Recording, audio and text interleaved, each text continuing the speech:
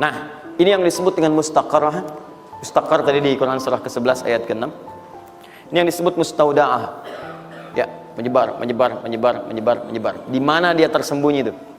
Hanya Allah yang tahu. Makanya antum kan beraktivitas kan? Ada yang berdagang, ada yang kerja jadi karyawan, jadi gini, di pengusaha macam-macam untuk mendapatkan apa? Itu yang menyebar ini. Ya. Dan menariknya antum kan minta kepada Allah, ya kan? Bahkan setiap dalam sholat. Coba lihat, Isa aja tadi minta 4 kali. Masih ingat nggak? Ya, coba duduk di antara dua sujud itu. Ya, antum baca apa? Rabbil firli wajburni apa artinya warzuqni? Minta rizki tuh. Antum minta rizki, antum ke pusat minta tuh kepada Allah. Ya Allah, saya minta rizki, minta rizki. Warzuq itu minta rizki. Ada yang belum tahu. Ya 4 kali Isa warzuqni. Setelah Isa masih minta juga. Ya Allah, berikan saya rizki. Yang tadi apa dalam sholat? Warzuqni. Warzuq itu minta rizki. Antum minta ke pusat tuh, minta, ya Allah, minta. Soalnya Allah disebarkan. Ambil. Cuman persoalannya yang kurang lengkap, kita nggak belajar bagaimana cara ngambilnya. Nggak tahu infonya, ini nyebarnya kemana aja nih. Yang paling repot itu adalah orang bikin usaha duluan. Usaha ini. Memang akan dapat. Cuma karena kita nggak tahu cara menyebarnya, maka masanya lebih lambat cara mendapatinya. Dan itu nggak terukur. Nggak terukur dalam konteks apa? Dalam konteks memetakan aktivitas kita. Kadang-kadang, maaf, waktunya sholat masih sibuk dari ini. Ya, jadi kita nggak bisa bagi kapan sholat, kapan baca Quran, kapan sedekah, kapan tilawah, kapan ngapalin Quran. Coba lihat Abu Bakar As-Siddiq radhiyallahu ta'ala anhu. Itu kan pedagang sukses, pebisnis sukses, hartanya banyak, tapi masih sempat sholat tahajud sampai khatam Quran. Masih sempat sehari punya program sedekah, sehari nengokin orang sakit, sehari bisa menyolatkan orang yang meninggal, sehari bisa nganterin orang ke alam kubur. Itu ketika Nabi tanya, siapa malam ini hari ini yang sempurna jamaahnya, ngacung semua. Siapa hari ini sudah sedekah, sebagian turun tangan, Abu Bakar masih angkat. Siapa hari ini yang sudah membaca Al-Quran, beliau angkat. Siapa hari ini yang nengok orang sakit, beliau angkat. Siapa yang hari ini sudah mengantar orang ke jenazah ke kuburan, beliau angkat. Semua yang dikatakan Nabi, beliau angkat tangan. Nah, pertanyaan saya itu bagaimana cara manage aktivitasnya? Karena beliau tahu kunci rezeki itu ada di sini. Kalau nyebarnya ke sini, maka beliau atur aktivitas ibadah saya ini yang ke sini, yang rezeki ini yang ini. Atur waktunya kapan mendapatkan yang ini, kapan mendapat yang lain. Yang paling dahsyat ini nanti yang akan kita bahas. Ada rezeki bahkan yang belum dicari, dia sudah datang min haitsu la yahtasib, dari sisi yang tidak dia ketahui. Ya, nanti kita lihat dan kita buktikan dengan ayat-ayatnya. Satu, jenis pertama, rezeki yang mutlak dicari dengan ikhtiar. Ikhtiar dalam tanda kurung usaha. Dalilnya Quran surah 53 ayat 39. Quran surah 53 ayat 39. Ya, malam ini insya Allah saya buka pintu yang pertama adalah pintu ikhtiar. Ya. Jadi antum kalau sudah tahu pintunya, nggak usah dari pintu ke pintu antum mengetok untuk menawarkan nama, ya. Karena ada yang dari pintu ke pintu, kau coba tawarkan nama gitu, nanti nggak usah gitu. Udah tinggal antum ini kan aja. Satu, ikhtiar lewat usaha. Turunan dalilnya, turunannya. Satu, Quran surah kedua ayat 168. Kalau ingin dipercepat, Quran surah kedua ayat 172. Kalau pengen lebih cepat lagi, Quran surah ke-7, oke dah, ayat 96. Dan sampai sini. Nah, kalau terjadi semacam terlihat ya pelambatan, maka ada teori, jangan dilihat sebagai pelambatan, tapi dilihat sebagai percepatan akumulasi. Ya, akumulasi supaya terkumpul lebih banyak pada saat antum membutuhkannya. Ya, nanti kita lihat dalilnya di Quran surah 46 ayat ke-15. Ya, ini wajib hafal ya. Tenang aja, pertemuan kita berikutnya kapan? Masih 1 pekan. Gampang. Masya Allah, orang 3 hari apa 2 ayat Al-Imran, masa sepekan antum berapa ayat sih ini? Gampang. Ayatnya juga pendek-pendek, insya Allah. Ya. Sudah? Jangan dulu dilihat, catat aja dulu. Kalau antum lihat sekarang, antum nanti udah ini duluan. Catat dulu aja. Sudah? Udah ya? Baik, ini udah. Nah, sekarang turunannya, kan ini baru intinya. Turunan amalannya. Ini wajib antum kerjakan. Satu, di turunan amalannya. Quran surah ke-17 ayat 78 sampai 82. Ini wajib antum kerjakan. Demi Allah saya katakan wajib antum kerjakan. Kalau ini antum gak usah hafalkan untuk dites.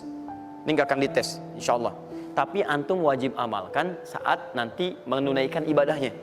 Baca ayat ini. Ya, dites oleh kita sih enggak. Cuman saat antum kerjakan mesti hafal ini saat ibadahnya. Ya. Karena antum akan baca dalam sholat. Ya. Sama aja dong. Ya. Teruskan. Terus. Quran surah ke-73 ayat 1 sampai 20. Tidak akan muncul di ujian. Insyaallah. Dah? Teruskan. Quran surah ke-15 ayat 9. Dan Quran surah ke-54 ayat ke-17. Satu ayat saja. Mau satu ayat, mau 4 ayat? 4 ya, boleh ya? 4 ayat ya, boleh ya? Ayat 17, ayat 22, ayat 32, ayat 40. 4 ayat. Insya Allah saya bermohon kepada Allah 4 ayat ini bunyinya sama supaya memudahkan hafalan antum.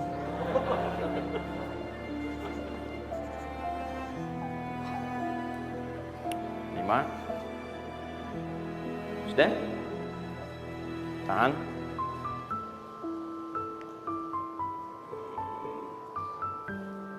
Sudah? 5. Amalkan yang Quran surah ke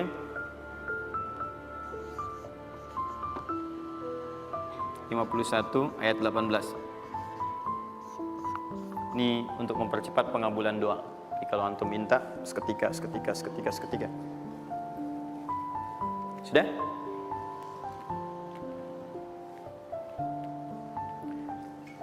Mau saya kasih bonus gak? Enggak, bonus ini sifatnya spesial. Bahkan ketika antum mengerjakan, rezeki itu bisa datang. Dan saya langsung berikan contohnya. Tapi kalau ini saya tuliskan, wajib hafal. Siap ya? Karena ini tawarannya tinggi, ya. Pilih mana? Enggak saya kasih, antum cari sendiri, atau saya kasih, tapi wajib hafal. Boleh ya? Baik. Dan ini ayat pertama, mana panitia? Lihat ya, ingat baik-baik, ini ayat pertama yang akan menguji. Jadi password kunci pertama untuk masuk pekan depan, ayat yang ini. Quran surah ketiga Ali Imran ayat 35 sampai 39.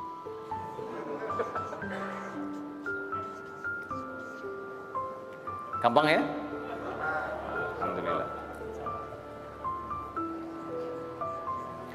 Yang akan diuji hanya ayat 37-nya, 38 dan 39-nya. Yang diujinya 37, 38 dan 39. Panitia boleh acak mau tanya yang mana dulu ya. Tapi itu ayat yang pertama, yang selanjutnya 3 ayat berikutnya bebas pilih. Sudah? Nah, ini bagian pertama. 1, rezeki yang didapatkan dengan ikhtiar. Ingat, bahkan Allah langsung menamai ibadah ini dengan ibadah yang sifatnya bisa menambah rezeki. Cuman kadang orang nggak sadar, taunya diambil. Tapi kalau pengertian secara bahasanya sebetulnya bukan berkurang, nambah malah. Nambah. Cuman orang tuh nggak sadar ketika dia mau ditambah rezekinya, dia malah nggak mau. Karena merasanya diambil, dikurangi. Nanti kita akan lihat, jangan dulu dibuka. Kedua, rezeki yang didapatkan dengan bersyukur. 2, dengan syukur.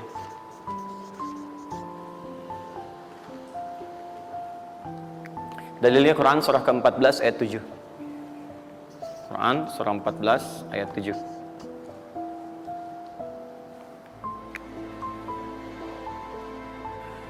Yang saya kotaki itu yang dihafal ya. Yang saya kotaki itu yang dihafal.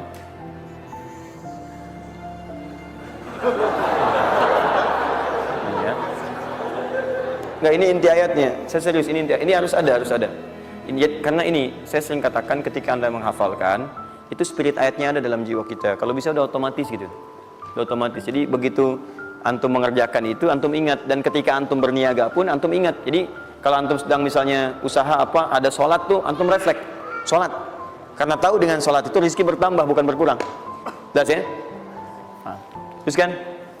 Ini Quran surah 14 ayat 7. Saya naikkan ke atas ya. Turunan amalannya, turunannya. Quran surah ke-9 ayat 103. Saya urutkan berdasarkan amalan. Dan Quran surah 9 ayat ke-60.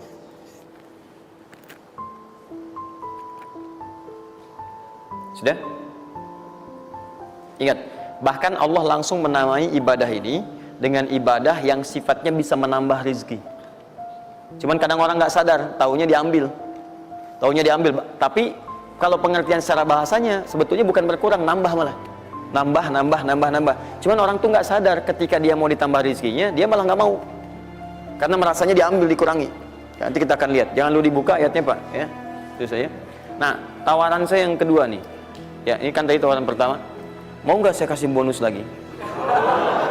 Nah, saya serius. Ketika Anda kerjakan, penambahannya langsung minimal 700 kali lipat nilainya. Mau? Alhamdulillah. Sama, ini 3, ini pun harus 3. Ya. Quran surah kedua ayat 261 sampai 263. Nah, ini saya kotakin.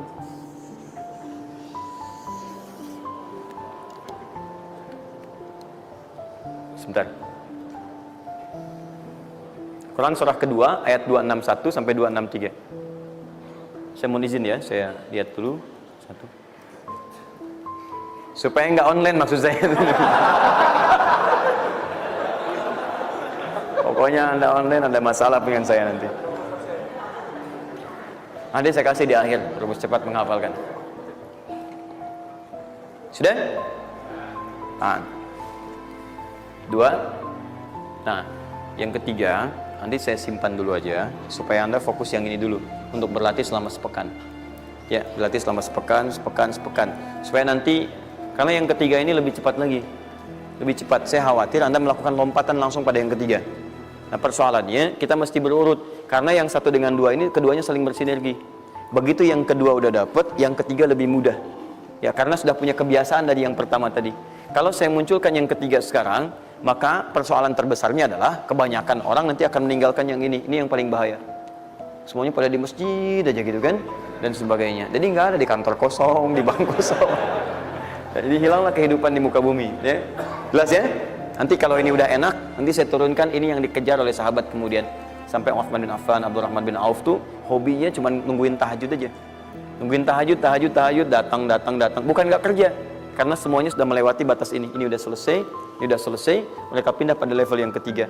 Itu kalau tiap malam lomba, dikisahkan oleh Imam An-Nawawi dalam kitabnya Tibyan, itu lomba dengan Abdurrahman bin Auf, Tamim Ad-Dari, itu tiap malam paling minimal sekali khatam Al-Quran dalam tahajudnya. Tapi dahsyatnya, besoknya, sekiannya itu selalu datang. 60, kalau kita sekarang 60 kontainer datang, isinya emas, perak, berlian, macam-macam. Ya, kebayanglah kalau ke PTM datang 60 kontainer isinya emas, perak. Makanya nggak ada yang dikasih lagi sekarang.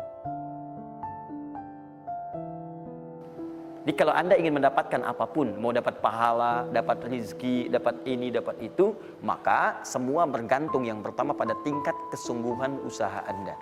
Usaha yang serius, yang sungguh-sungguh disebut dengan sa'a, yas'a, sa'yan.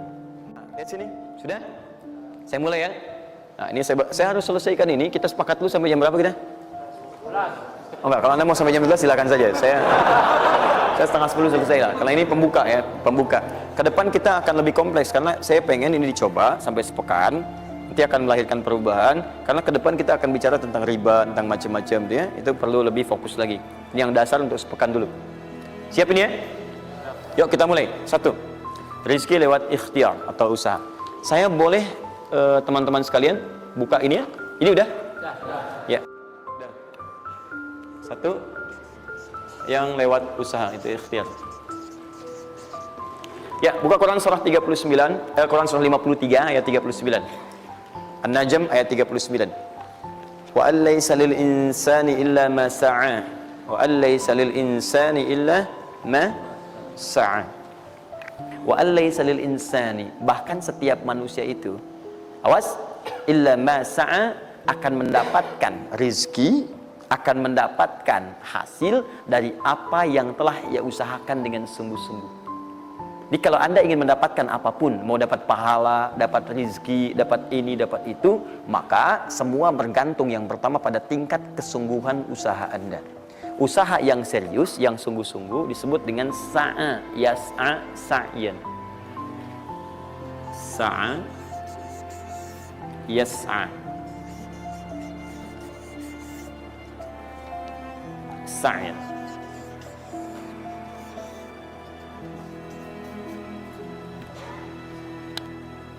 Ini sa'a, yas'a, sa'yan tidak disebutkan dalam bahasa Arab kecuali menunjuk satu usaha yang sangat serius, sungguh-sungguh.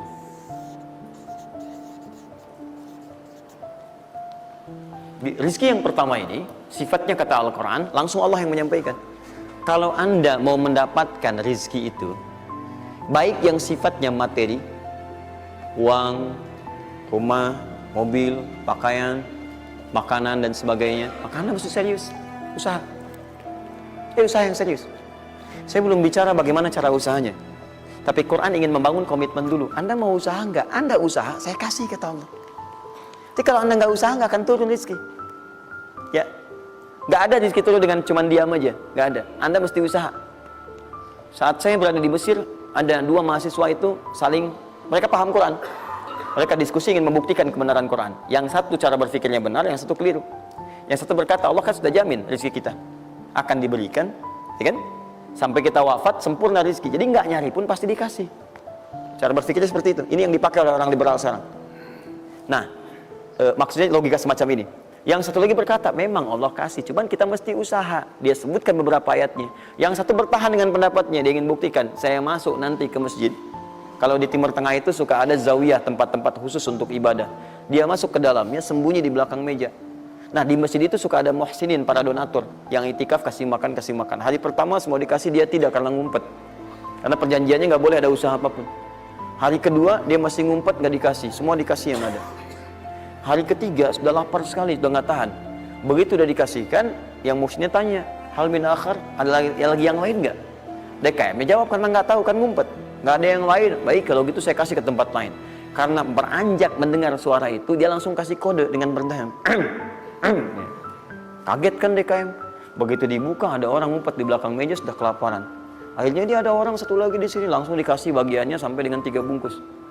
Begitu dikasihkan itu, teman yang kedua tadi yang mengatakan mesti ada usaha, langsung mengejar pada teman yang bersembunyi. Dan dia katakan, kan saya bilang dari awal, rezeki itu mesti dicari, walaupun dengan sama. Saya juga sama, Ustadz pemateri misalnya kan, begitu kehausan ya, kan? Nah, misal panitia datang, macam-macam lah. Misal tuh. Enggak, itu contoh. Saya nggak biasa ceramah sambil minum. Ya. Yeah.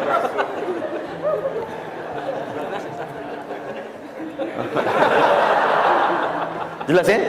Nah, jadi prinsip yang pertama, kita harus punya komitmen yang kuat dengan Allah. Kata Allah, kerja ya kerja. Kata Allah, usaha ya usaha, jangan diam. Di usaha itu sepanjang keluar yang disebut usaha dari dalam tubuh kita, kaki melangkah, tangan bergerak gitu kan, kemudian mulut berbicara, bersuara, atau telunjuk menunjuk aja, ada usaha, rezeki turun. Apa butuh pembuktian lagi? Tuh lihat di beberapa belokan tuh, cuman orang begini aja, prit, 1.000, makasih Pak. 2.000, makasih bos, kan? 5.000, paman. Om. Jelas ya, paham ya? Nah, ini yang pertama, usaha yang serius. Nah, ini langsung dicontohkan oleh Allah. Bahkan kalau Anda serius, nah perhatikan, ini jejaknya langsung ditemukan dan diabadikan dalam Al-Quran. Ada beberapa tahapan yang mesti kita tahu. 1, 2, 3. Perhatikan cara keseriusan yang digambarkan dalam Al-Quran. Teman-teman, Kalau saya sebutkan sa'ah dalam Al-Quran, mungkin agak banyak kita mencarinya, butuh energi. Tapi kalau saya ilustrasikan begini, antum insya Allah akan lebih cepat menemukan. Kalau kita haji atau umrah, kemudian ada ritual setelah tawaf, namanya apa? Sa'i. Apa itu sa'i? Tuh kan, lari-lari kecil. Kalau lari-lari besar, maraton. Kan sudah saya tuliskan di atas. Sa'i itu kan dari sini tulisannya. Ya. Dari mana sa'i itu? Safa ke Marwah. Ya, buka Quran surah kedua ayat 158. Paling kiri di pertengahan. Innas safa wal marwata min sya'airillah. Faman hajjal bait aw i'tamara fala junaha alaihi ay yattawafa bihima. Man tatawwa khairan innallaha syakirun alim. Lihat sini. Ibadah ini kenapa dinamakan dengan sa'i? Dan sementara orang sekarang agak kurang tepat menerjemahkan dengan lari-lari kecil. Dalam bahasa Arab lari kecil bukan sa'i. Dalam bahasa Arab lari-lari kecil itu bukan sa'i. Ingat baik-baik kalimat ini. Kenapa dinamakan dengan sa'i? Karena di tempat ini pernah ada satu sosok yang sangat bersungguh-sungguh untuk berusaha. Sangat serius untuk mendapatkan rizki dari Allah Subhanahu wa taala. Sosok ini datang, diantarkan oleh suaminya. Kemudian ketika diantarkan, ternyata ini yang paling menarik. Ini yang saya berikan 3 panah ini. Diabadikan kisah ini di Quran surah ke-14 ayat ke-37. Pertama diantarkan. Ya, begitu tiba suami, istrinya dengan anak yang baru lahir, tiba-tiba langsung bermohon kepada Allah. Perhatikan, bukankah Allah pemilik rezeki? Masih ingat tadi teori di awal? Pusat rezeki ada di mana? Baik. Nah, ini teman-teman sekalian, kaidah yang pertama, kalau antum ingin berikhtiar berusaha, maka hal yang pertama dilakukan adalah mendekat dulu kepada pemiliknya. Mohon minta kemudahan, minta petunjuk, minta kenyamanan, minta keberkahan. Itulah sebabnya sebelum kita berangkat, kita sholat dulu. Sholat subuh, sholat fajar, menghadap, usahakan. Makanya Nabi setelah selesai sholat, itu selalu minta kepada Allah diberikan petunjuk mendapatkan rezeki. Ya, yang di Ibnu Majah nomor hadis 925 itu, Allahumma inni as'aluka ilman nafi'a wa rizqan thayyiba, wa amalan mutaqabbala. Minta. Kalau dalam bahasa kita, ya Allah berikan saya hal yang bermanfaat, ilmu bermanfaat dan rezeki terbaik di hari ini. Minta. Minta. Nah, begitu sampai beliau bermohon pada Allah, Rabbana inni askantu min dzurriyyati biwadin ghairi dzi zar'in inda baitikal muhram. Perhatikan ya. Ya Allah, saya bermohon kepadamu, engkau yang merawat kami, memerhatikan kami, memberikan rezeki kepada kami. Sifat rububiyah yang disebutkan namanya Rabb. Begitu meminta kepada Allah, ya Allah sekarang saya diperintahkan olehmu sebagai tawadu. Nabi Ibrahim mengatakan, saya menempatkan sebagian keturunan saya, istri saya, anak saya di satu tempat yang sangat gersang. Enak bayang nggak? Tempatnya gersang, gunung-gunungnya itu, batu-batunya itu rapat luar biasa, kerasnya luar biasa, dan nggak ditemukan sumber air di situ. Artinya ini kondisi yang paling dalam lah, ya. Kondisi yang paling sulit didapatkan. Jadi selevel tumbuhan pun nggak ada. Jadi saya mau katakan begini, lihat ya. Anda pergi ke satu tempat, Anda berusaha tuh masih ada, Google-nya ada, bangunannya ada, kendaraan ada, modal ada, tinggal kelihatan semuanya jadi aktiva semua tuh. Tinggal kita olah aja.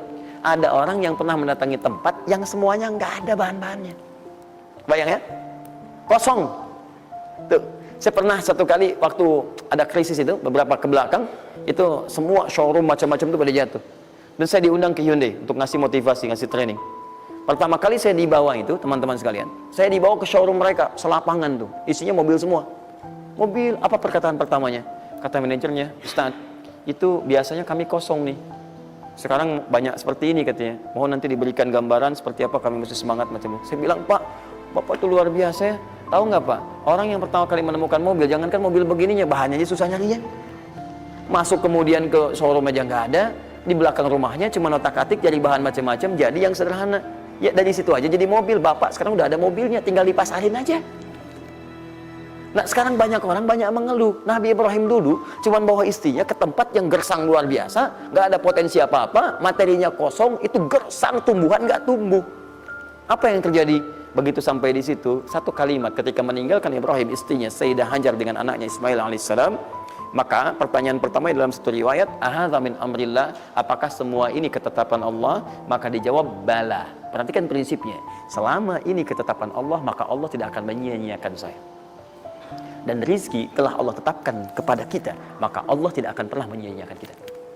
Paham ya? Jadi kalau Anda ditempatkan di kondisi apapun, bahkan mulai belum bekerja, baru lulus kuliah, bahkan mulai baru membuat satu bisnis misalnya, atau macam-macam halnya, ingat, ada yang lebih buruk kondisinya daripada Anda, yang semua bahannya bahkan belum didapatkan. Dan dia yakin dengan Allah. Sepanjang Anda punya Allah, maka semua akan mudah bagi Anda. Ini prinsip yang pertama. Jelas ya? Nah, kalau sudah paham sampai sini, belum berhenti karena ada komitmen untuk usaha. Apa usahanya? Maka Ismail menangis satu saat dan Allah tetapkan ASInya nggak keluar dari ibunya. Begitu tidak keluar, nah anak ini kan pasti bergejolak. Tangan bergerak, kaki bergerak, disimpan di bawah. Saat bergerak itu kakinya menghunjam ke tanah, tangan bergerak, nggak keluar apapun. Ibunya ini yang menempuh usaha yang sangat serius untuk mencari. Dia tahu kalau cuma diam nggak akan datang. Maka ibunya menerapkan satu ketentuan pertama yang nanti diabadikan dalam Al-Quran, yaitu teori rezeki dengan ikhtiar, mencari cara yang serius. Nah, cuma apa yang akan kita keluarkan saat ini terlepas dari usaha apapun yang Anda kerjakan saat ini. Tapi teori dasarnya adalah ketika Anda menempuh usaha yang serius ini, ada beberapa tahapan yang mesti Anda lalui. Persoalannya, waktu saya sudah habis 9:30. Nah, saya mau minta sedikit aja, boleh nggak saya tambah 5-10 menit? Alhamdulillah. Nah, satu, saya agak cepat ya, saya agak cepat. Satu. Nah, yang pertama beliau lakukan, beliau kemudian mencari itu dengan semangat, naik ke satu bukit. Naik. Bukit apa namanya? Kapan bukit itu dinamai dengan Sofa? Ini persoalannya. Belakangan kan? Belakangan, setelah itu bukit Sofa. Dari mana munculnya Sofa? Sofa itu kan kalau kita gali dari akar katanya, ya berasal dari kata tasfiyah. Ya, Sofa, yasfi, sofyan, wa tasfiyatan, wa sofian, wa sufyanan. Kalau pakai sin, sufyan, kalau pakai sod, sufyanan. Sofiyun. Tasfiyah artinya menyaring sesuatu yang kotor sehingga yang bersih aja yang kelihatan. Kalau Anda menyaring sesuatu, saring, bersihnya itu ada, kotornya hilang, dibuang. Itu namanya tasfiyah. Pakai ta, sod, fa, ya, ta. Ini hasilnya disebut dengan sofa. Orangnya disebut dengan Sofi atau Sufi, perempuannya disebut dengan Sofia. Jadi kalau ada yang namanya misalnya Sufi atau Sofia, ini orang yang mampu menyaring segala yang kotor dalam dirinya sehingga yang keluarnya yang baik-baik aja. Kalau bicara ada yang provokasi, mau ngucapan yang kotor dia tahan, keluarnya yang baik. Mau melihat ada yang kotor dia palingkan, dia yang baik. Itu Sofia. Perempuannya, laki-lakinya Sofi, ya, atau Sufi. Baik. Nah, Sofa, kenapa disebut dengan Sofa bukitnya? Karena pada saat itu, walaupun tidak ada modal, situasinya sulit, beliau bisa menyaring keadaan dirinya, sehingga menghilangkan yang kotor-kotor dalam benaknya, dan yang ada cuma prasangka baik kepada Allah Subhanahu wa Ta'ala. Maksudnya Pak, kalau Anda ingin memulai usaha, sehebat apapun, walaupun gak ada modal, gak ada apapun, hal pertama modal terbaik yang Anda mesti lakukan adalah berprasangka baiklah kepada Allah Subhanahu wa Ta'ala. Sofa. Positive thinking kepada Allah. Allah sudah janjikan kepada saya, maka saya akan memenuhi apa yang Allah perintahkan, dan akhirnya Allah memberikan apa yang dijanjikan. Betul ya? Kalau Anda memulai dengan perasaan yang baik, yang positif, nanti Allah akan angkat Anda berada di puncak seperti Sayyidah Hajar naik ke atas bukit itu. Betul ya? Dan perasaan Anda pun akan enak. Tapi kalau belum apa-apa Anda sudah negative thinking kepada Allah, maka mohon maaf, jangankan rizkinya, maka usaha Anda pun tidak akan maksimal, effortnya akan sangat kurang. Anda baru mau ke kantor, terus tiba-tiba melihat mendung, ya, terus orang udah mulai macet, terus negatif muncul di situ, ya mendung, macet. Terus apakah dengan mengatakan ya mendung dan macet, kemudian macet itu akan terurai, mendung itu akan sirna? Tidak. Sampai Anda bikin status pun nggak akan pernah kelar. Ceklik, hari ini Bekasi macet, terus Anda ngapain?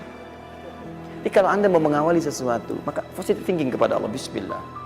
Allah yang bikin mendung, Allah yang bikin terang, nggak ada bedanya. Bismillah, saya diperintahkan, saya jalan. Tak bisa, kemudian saya coba cari alternatif. Macam Anda usaha. Paham ya? Nah, kemudian, bukankah seseorang berusaha itu ingin mendapatkan sesuatu? puncak hal yang diinginkan, yang diharapkan itu bentuknya rizki. Tapi sifat ingin mendapatkan sesuatu, puncaknya disebut dengan marwah namanya. Sesuatu yang sangat diharap, diinginkan, marwah. Perhatikan baik-baik. Ya. Saya mau tanya begini, dari sofa ke marwah, berusaha dengan serius Sayyidah Hajar. Lihat sini, sofa itu kan di atas kan, terus turun kan, turun, tahan sini. Begitu ke sini, ngelihat ada peluang di sini, terlihat seperti ada oase, maka dipercepat jalannya. Makanya di sini sekarang ada tanda lampu hijau. Ya, begitu nyampe sini untuk laki-laki lari-lari kecil, perempuan jalan cepat. Ini karena ibadah yang disebut dengan sa'i sering diartikan dengan lari-lari kecil. Ini berlari ini teman-teman, jalan cepat ibu. Ini sesungguhnya awalnya ini melihat di sini seperti peluang ada oase di sini Marwah, banyak air, maka dipercepat jalannya. Sampai di batas ini ragu lagi, betul nggak ya? Apa cuma fata morgana? Tapi yang paling dahsyat adalah dia memastikan dengan ikhtiarnya. Saya mesti pastikan dulu, jangan menduga-duga. Dikejar sampai ke atas. Begitu kepastiannya tidak ada sama sekali. Ternyata fata morgana saja. Dari sini balik lagi, mungkin di sini ada. Ya, balik lagi ke tempat tadi, balik dilihat sini kayak ada betul di sini. Balik nyampe sini fata morgana. Bola balik, bola balik, bola balik sampai dengan 7 kali. Ya, dari sini ke sini 1. Sini ke sini 2. Ini 3, 4, 5, 6, 7. Ingat, sofa selalu genap, marwah selalu ganjil. Kalau Anda umrah, kemudian tiba-tiba Anda merasa berakhir selesai, tapi posisi Anda di sofa, kemungkinan cuma 2. Kalau bukan Anda kurang, baru 6 kali, atau Anda terlampau soleh 8 kali. Pasti di sini. Nah, apa hikmahnya? Proses ini disebut dengan sa'i. Perhatikan baik-baik. Tahan, fokus. Ketika Anda berusaha teman-teman, maka mulailah dengan berpositive thinking kepada Allah. Tapi ingat, usaha Anda tidak akan selamanya ada di atas. Mungkin suatu saat akan turun, kan? Mungkin Anda ada di puncak, mungkin suatu saat Anda turun, mungkin kadang ada di puncak, kadang stabil aja. Tapi kalau Anda melihat peluang, cepat kejar selama peluang itu baik. Itulah yang dimaksud dengan kompetisi yang sehat. Anda dapatkan, kejar. Ada tender, ikut tender dengan cara yang baik, cara yang normal. Ikut. Kalaupun bukan rezeki Anda, nggak ada masalah. Dan jangan pernah macam-macam lah. Saya dah Hajar kan nggak pernah nyogok sama malaikat. Malaikat cepat sini dah gitu. Saya kan di sini Nabi gitu kan. Kau minta apa saya kasih, kan nggak pernah. Ya biasa aja bolak-balik. Ya walaupun mungkin ketika Anda kejar itu bukan bagian Anda, mungkin cuma fata morgana, nggak ada masalah. Saya kasih rahasia besarnya. Sepanjang Anda betul-betul ikhtiar dilakukan karena Allah, maka perhatikan baik-baik. Kadang-kadang Allah seakan menunda apa yang menjadi hak Anda, bukan ingin menunda dan membiarkan Anda tidak mendapatkan sesuatu, tapi ingin memberikan semua nikmat secara sempurna. Karena di atas itu ada nikmat pahala, ada nikmat doa, ada nikmat istighfar, ada nikmat usaha, dan nikmat hasil yang tiada terputus. Tidak terputus. Lihat sini. Kalau antum sehari berusaha, nggak dapat apa-apa. Memang, mohon maaf, hasilnya belum dapat diraih, belum dilihat tuh. Tapi bukankah pada saat itu doa antum akan bertambah? Bukankah malamnya salatnya nambah? Tahajud? Bukankah di situ kadang-kadang kita istighfar, ya Allah? Teman-teman, bukankah istighfar menggugurkan dosa? Bukankah berdoa menambah harapan, mengakumulasikan sesuatu? Bukankah tahajud menambah pahala lagi? Kadang-kadang yang diinginkan oleh Allah pertama kali bukan dunia dulu. Ketika Allah mencintai seorang hamba, dia akan berikan pahala akhirat dulu. Karena dunia itu sifatnya sementara. Hei fulan, kamu kemana aja? Kemarin kamu jauh dari saya, baru sekarang kamu pikir dekat dengan saya. Saya nggak pengen kasih dunia dulu, dunia itu kecil. Kalaupun di seekor sayap samuk sebelahnya, sebelah sayap nyamuk ada dunia itu ada nilainya, saya kasih buat kamu deh, nggak ada nilainya. Ya, karena itu saya ingin kamu akhirat sempurna dulu. Saya ampuni dulu dosa-dosa kamu yang kemarin. Begitu sudah diampuni, hari kedua istighfar lagi diampuni, saya kasih pahala yang banyak. Begitu pahala udah dapat, dosa udah diampuni, baru dunia diakumulasikan. Karena hukum dunia itu, kalau antum usaha akan terus diberikan. Jadi nggak ada yang nggak dikasih. Jadi kalau antum sehari bekerja ini, kelihatannya nggak dapat apa-apa. Bukan nggak dapat apa-apa, disimpan untuk diakumulasikan. Nanti dosa antum tuh udah hilang, amalan udah banyak, antum dapat banyak. Kadang-kadang nggak sadar kalau saat dapat banyak itu sebetulnya itu hasil usaha antum sebelumnya. Itu teorinya begitu. Ya, jadi nggak ada yang nggak dapat apa-apa, semua akan dinilai. Sepanjang antum bergerak dikasih, dan antum buktinya hidup juga. Sampai ke hari itu kan masih hidup, bisa makan juga di hari itu, bisa beraktivitas juga, sehat juga dan sebagainya, belum dapat apa.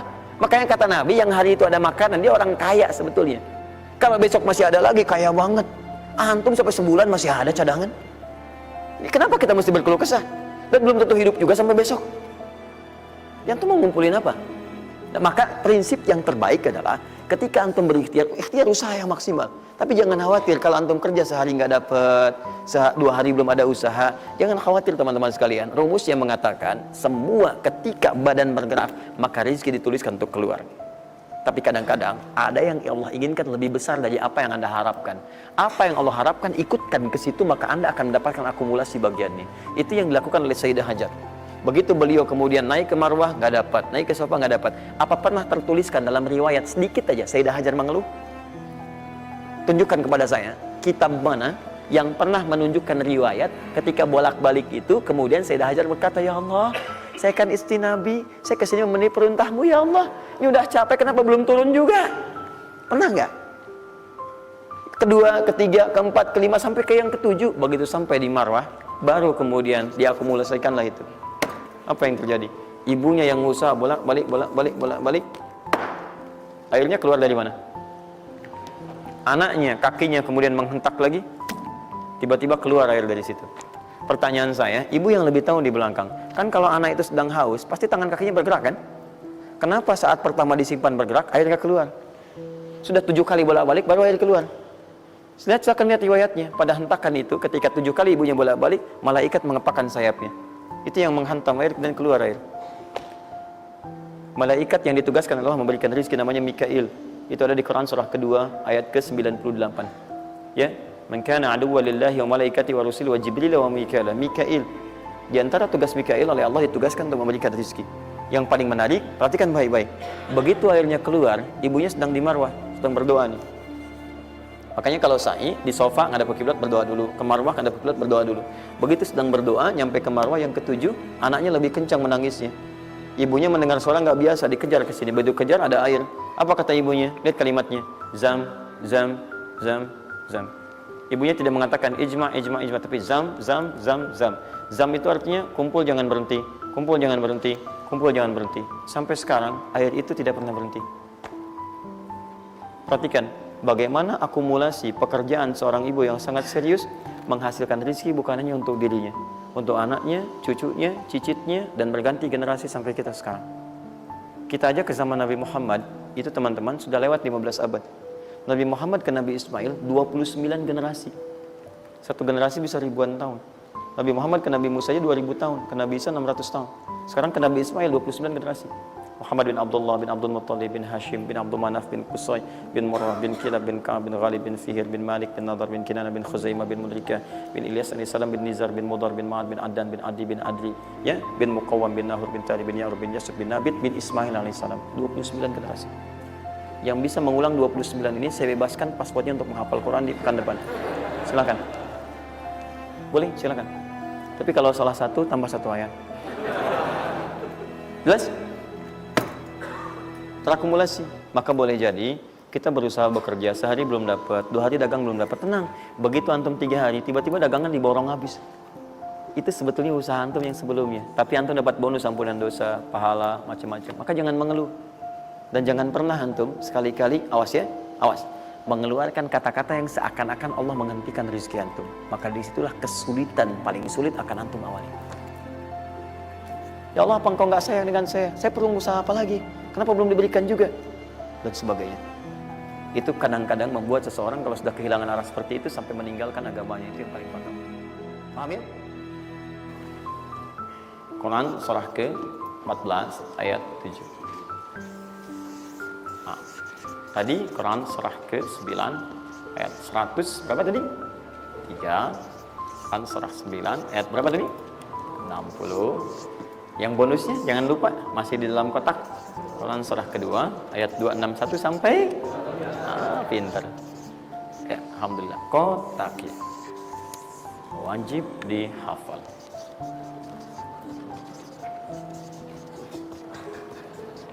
Maksud saya di akhir pasti ada yang foto. Saat foto itu kalimat ini harus muncul. Jangan di capture, jangan di crop, jangan di crop. Fokus. Nah, sekarang rezekinya sudah ada. Bagaimana Anda mendapatkan akselerasi dari peningkatan? Ya, baik sifatnya kuantitasnya ataupun juga nilainya. Terus. Ya, maka rumusnya kalau sudah dapat dari usaha itu, tadi kan usaha kan? Ya, ada usaha yang kedua. Masih ingat teman-teman yang punya rezeki siapa? Nah, sekarang Allah tawarkan, saya akan berikan kepada kamu, kata Allah, peningkatan dari usahamu dengan cara yang tidak terlampau susah. Kamu gak perlu kerja ini lagi, itu lagi, dan sebagainya. Tapi kamu tinggal mengimbangi saja. Kamu kerja, kamu amalkan juga yang ini. Apa amalan itu? Syukur. Perhatikan langsung redaksi dari Allah. Saya tidak akan menambah, mengurangi. La in syakartum la azidannakum. Ingat, la in syakartum, kalau kamu bersyukur kepada saya, la azidannakum, saya akan tambah bagimu. Jelas ya? Tambah di sini bukan menambah nominal. Ya, karena nominal itu akan tetap. Maksudnya kalau antum 100 miliar aja. Yang ditambahkan itu ada dua. Pertama, penambahan percepatan dan kemudahan dalam mendapatinya. Lebih mudah dari sebelumnya. Yang kedua, penambahan keberkahan di dalamnya. Berkah itu manfaatnya lebih banyak. Yang tadinya 50.000 jadi cepat habis, sekarang tuh banyak manfaatnya. Ya, kepake gitu. Jadi kalau dulu tuh semua pengen dibeli, dapat 5 juta juga, cuma semua pengen dibeli baju, dibeli gitu kan? Ya ini dibeli, lihat orang beli ini, pengen beli itu. Tapi setelah antum kerjakan ini, itu asasnya asas manfaat. Kepake nggak? Manfaat nggak? Kalau manfaat itu saya dapatkan, kalau tidak mungkin hak orang lain yang Allah titipkan lewat saya. Jelas ya? Nah, sekarang lihat. Bagaimana cara bersyukur itu? Cara bersyukur itu ada dua. Ya, saya percepat dan di sini kita berakhir. Saya cuma tinggal punya waktu 2 menit lagi, maka saya percepat kalimat saya. 1. Cara bersyukur itu, 1, keluarkan dari harta itu bagian zakatnya kalau sudah memenuhi unsur zakatnya. Keluarkan dari bagian harta yang didapatkan. Kalau antum bekerja dapat gaji, dapat macam-macam, masuk nisabnya, muncul haulnya, kaidah pertama keluarkan. Dah, keluarkan. Tidak usah mikir, nggak usah macam-macam. Dah, 2,5% keluarkan. Itu 2,5% itu paling minimal. Kalau mau 5% keluarkan. Ingat rumusnya, kenapa disebut zakat? Di antara makna zakat itu adalah annama, sesuatu yang berkembang, nambah. Ya. Zakat itu ada at-tahara, ya, an-numu, ya, sesuatu yang berkembang. Di dalam bahasa Arab sekarang investasi disebut dengan an-nama wal istifmar, sesuatu yang diinvestasikan. Jadi ketika Anda zakat sebenarnya bukan mengurangi harta, menginvestasikan harta untuk ditambah. Minimal 10 kali lipat dari sebelumnya. 10 kali lipat. Jadi kalau Anda misalnya keluar zakat, taruhlah misalnya 25 juta, ya, Anda dapatkan. Terus 2,5% diambil dari situ, berapa? 2,25, ya, 2 juta, 2,5. Anda keluarkan tuh. Maka Anda pada hakikatnya sedang melipat gandakan harta Anda 10 kali lipat dari sebelumnya. Jadi Anda akan dapat dari situ 22,5 juta. Bentuknya bisa macam-macam. Ingat, rezeki itu kan bukan hanya uang. Tadi saya katakan. Ya, bisa jadi proyek baru datang nilainya segitu. Bisa jadi apa lagi? Bisa jadi dijaga kesehatan, nggak sakit selama sebulan. Biasanya cek lab ini itu dan sebagainya, ya kan? Kolesterol macam-macam habisnya segitu. Bulan itu nggak ada apa-apa. Anda berkata, alhamdulillah nih sekarang saya kelihatan sehat, gini-gini, hasilnya positif. Padahal Anda itu dihasilkan lewat zakat, lewat macam-macam. Nah, misalnya nggak ada konflik, nggak ada masalah di hari itu, yang kalau diselesaikan nilainya 22 juta. Masa marah dengan istri macam-macam. Mama kenapa sih ma gini. Papa mau damai. S9 Note. Wah, beli S9 Note, harga 15 juta. Ya, tambah lagi 7 juta. Laptopnya misalnya kan dan sebagainya. Misal, habisnya segitu juga. Jadi dijaga oleh Allah, mendapatkan penambahan, bisa berupa langsung nilainya, nominalnya, dapat proyek yang lain, atau dijaga untuk mendapatkan yang non materi tadi. Paham? Maka saya katakan pada Anda, kalau sudah ada kewajiban zakat, maka jangan berpikir menunda. Cepat berikan saat itu, maka seketika Allah akan lipat gandakan apa yang Anda telah usahakan itu. Jelas? Jadi yang pertama, kalau sudah ada kewajiban zakat, cepat ambil. Bahkan, nah ini saya mau ambil komitmen. Saya ambil komitmen. Siap mengikuti ini? Siap berkomitmen insya Allah? Bahkan Allah langsung meminta kepada yang punya otoritas atau juga teman-teman di sampingnya untuk saling mengingatkan. Bahkan kalau punya otoritas langsung ambil. Saking inginnya Allah harta orang itu tuh terus bertambah. Maka turunlah Quran surah 9 ayat 103. Khudh min amwalihim sadaqah tutahhiruhum wa tuzakkihim biha.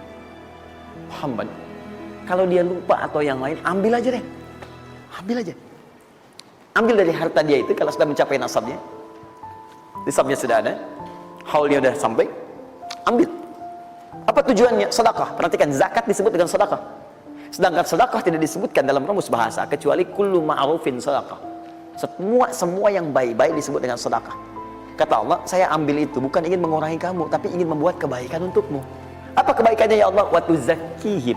Tuzakki dari kata zakah yang punya arti dua tadi, menyucikan jiwa, plus yang kedua menambah apa yang telah kamu dapatkan itu.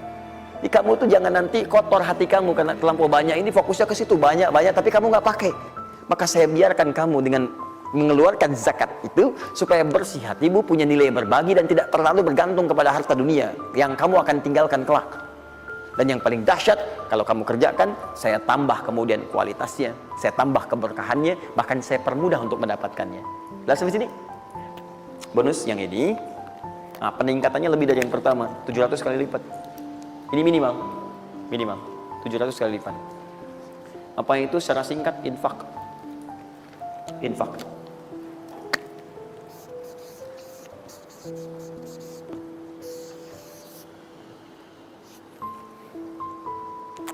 Sudah? Falul ladzina yunfiquna amwalahum fi sabilillahi kamathali habba ambatat sab'a sanabil fi kulli sunbulatin mi'atu habba wallahu yudha'ifu liman yasha wallahu wasi'un 'alim. Sampai ke ayat 263 sampai ke qaulun ma'ruf, ya, dan seterusnya. Lihat sini. Allah tawarkan satu amalan yang dengan ini bisa melipat gandakan sampai 700 kali. Ya, ada yang sifatnya pahala, ada yang lain-lain dan sebagainya. Ya, sederhana. Kalau Anda mau infak, mathalul ladzina yunfiquna amwalahum fi sabilillah. Baik, kalau Anda mau infak, yang infak itu bukan infak biasa, tapi infak digunakan untuk fi sabilillah. Fi sabilillah. Ini bukan zakatnya. Kalau zakat jelas sifatnya kewajiban. Zakat itu nggak bisa nawar, harus keluar. Tapi infak tidak. Infak itu dibagi dua, ada yang wajib, ada yang sunnah. Infak di sini bicara yang sunnah. Ya, infak wajib itu infak dari suami kepada istri dan keluarga. Infak, ya, itu infak. Singkatannya nafkah. Nafkah itu infak. Dari mana dalilnya Ustaz? Quran surah keempat ayat 34. Ar-rijalu qawwamuna 'alan nisa bima faddalallahu ba'dahum 'ala ba'din wa bima anfaqu min amwalihim. Ya, suami punya kelebihan dibanding perempuan, diberikan kekuatan oleh Allah untuk berusaha mencari nafkah. Nafkah itu bahasa Qur'annya infak. Di antum itu memberi infak pada keluarga wajib. Wajib. Ya, enggak apa-apa ibu berdoa minta yang banyak, Bu. Minta. Suami dimudahkan, itu janji Allah kok. Jangan minta sedikit, Bu, minta yang banyak. Minta yang banyak. Karena antum, teman-teman, mencari 1 juta. Tapi ibu menjadikan 1 juta itu cukup untuk sebulan. Itu nggak mudah. Ya, maka berpartner di situ. Ya, saat suami keluar atau ibu yang berbisnis sekarang dan sebagainya, bermohon kepada Allah minta kebaikan. Ya, tapi spesial untuk kepala keluarga, ketika dia mencari nafkah, itu Allah berikan nafkah untuk satu keluarganya. Ya, kalau ibu yang punya hobi bisnis dan bukan pencari nafkah, itu yang diberikan cuma rezeki ibu aja di situ. Ya, sepanjang dia bukan pencari nafkah. Tapi kalau pencari nafkah, itu semua rezeki keluarga diberikan di situ. Nah, saya tuliskan dulu supaya fokus ya. Infak ini, kalau Anda mau keluarkan di jalan Allah, maka ada 5 golongan yang utama. 5 golongan. 5 golongan itu, ini masuk ke dalam kotak tadi yang wajib dihafalkan. Tambahan. Quran surah kedua, ayat 215. Cepat, waktu saya tinggal 5 menit. Kalau Anda terlampau lambat, saya tidak akan bisa menyampaikan rumus cepat menghafalkan apa yang telah saya wajibkan. Ya, jadi fokus baik-baik. 5 golongan ini Anda nanti lihat Quran surah kedua ayat 215. Yas'alunaka madza yunfiqun qul ma anfaqtum min khair. Kalau punya mau infak, ya, rumus pertama Anda mesti keluarkan yang terbaik. Ya, yang terbaik, ingat, yang terbaik. Kalau uang sifatnya cari, jangan yang sudah kucel, nggak enak dilihat dan sebagainya. Cari yang paling bagus, yang ini itu yang diberikan. Ya, kalau makanan seimbang. Kalau Anda beli sama-sama hangat, jangan yang satu udah dingin, satu ini berikan pada orang, tidak. Kalau pakaian masih layak, bagus ini, berikan. Lihat baik-baik, pada siapa itu disampaikan 5 golongan. 1 lil walidain, orang tua. Orang tua, itu cepat sekali. Anda nggak usah tunggu orang tua nelpon Anda. Karena sifat orang tua nggak akan minta. Cuman kadang nanya kabar, apa kabar, gitu kan? Nah, cuma Anda harus paham kondisi seperti itu. Sama seperti Anda, mama tahu makannya nak ya, lapar ya. Waktu kecil kan begitu. Anda pun mesti bisa baca sinyal orang tua. Kalau udah telepon, nanya kabar tuh, gak usah ditunggu. Begitu Anda ada kelebihan, langsung berikan. Paham ya? Bahkan jadi wasilah nanti lain waktu kalau sudah waktu luas saya berikan gambaran. Bahkan saat susah pun, saat macam-macam pun, itu ada rumus nanti berikan infak pada orang tua. Maka ketika orang tua mengatakan, ya Allah berkahi anak saya, mudah ya, itu langsung mengguncang arsy. Nanti saya tunjukkan hadis-hadis sahih dalam kajian spesifik nanti ketika kita masuk ke dalam babnya. Di riwayat Al-Bukhari dalam kitabnya Al-Adabul Mufrad. Bagaimana perannya orang tua begitu penting bagi keberkahan dan pencarian usaha kita. Ya. Kemudian wal aqrabin, kerabat terdekat. Kerabat terdekat itu sifatnya ada dua. Bisa kekeluargaan, ya, keluargaan, anak paman, bibi, ya, ponakan, macam-macam dan sebagainya. Ya, kemudian bisa juga tetangga kita nih, yang samping-samping. Akrobin, yang paling dekat dengan kita. Mereka itu sangat menentukan. Kalau antum nggak perhatikan, berbahaya juga bagi kehidupan antum. Antum sukses di kantor, tapi nggak perhatian sama tetangga. Begitu ada maling macam-macam, malah didorong tuh sama tetangga. Biarin aja, habisin. Bukan, memang nggak pernah perhatian sama kita, biarin aja gitu kan. Nah itu kan yang repot ya. Wal yatama, anak yatim 3. Yatim itu cepat sekali. Tapi jangan berlebihan. Ya nanti saya tutup lah. Yatim wal masakin, orang miskin. Wabni sabil, orang yang kesulitan di jalan. Ya, orang yang kesulitan di jalan.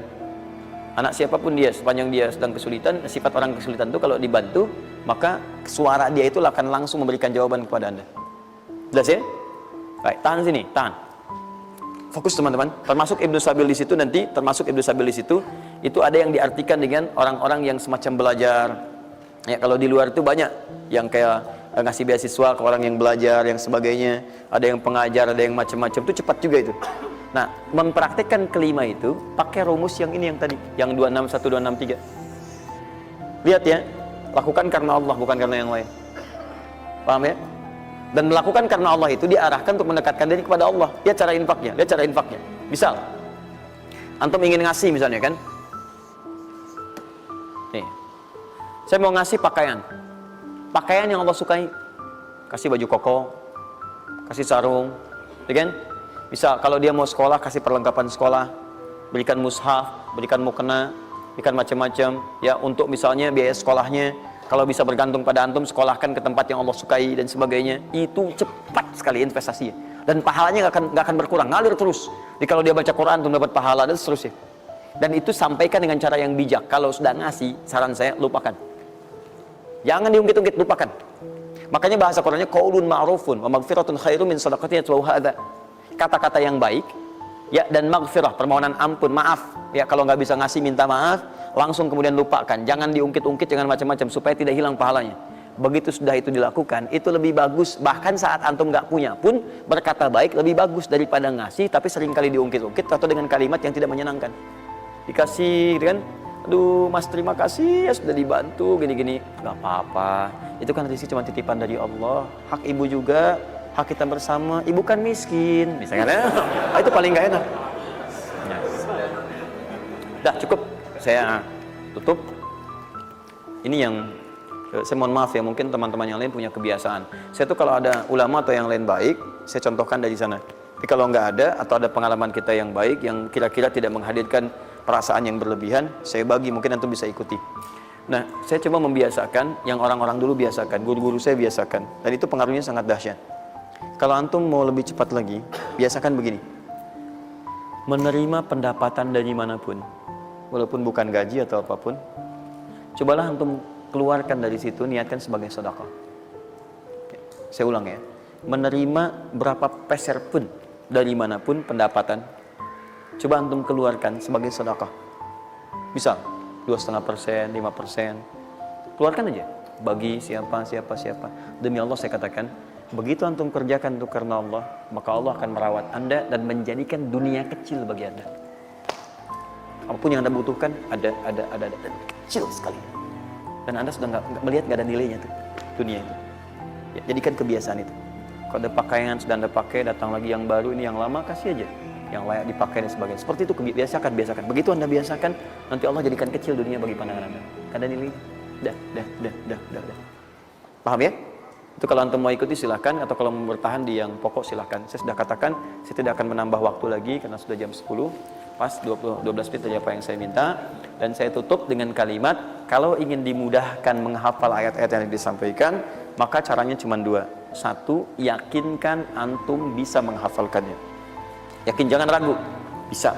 Yang kedua, anggap mudah. Anggap mudah. Pokoknya kalau sedang ada merasa susah, mudah. Bisa insya Allah. Ya, siap? Ya. Mudah atau susah? Yakin? Berapa ayat tadi? Sedikit. Itu banyak tuh jadi susah. Saya ulang, jangan pulang. Mudah atau susah? Mudah atau susah? Yakin? Berapa ayat? Luar biasa. Alhamdulillah. Assalamualaikum warahmatullahi wabarakatuh.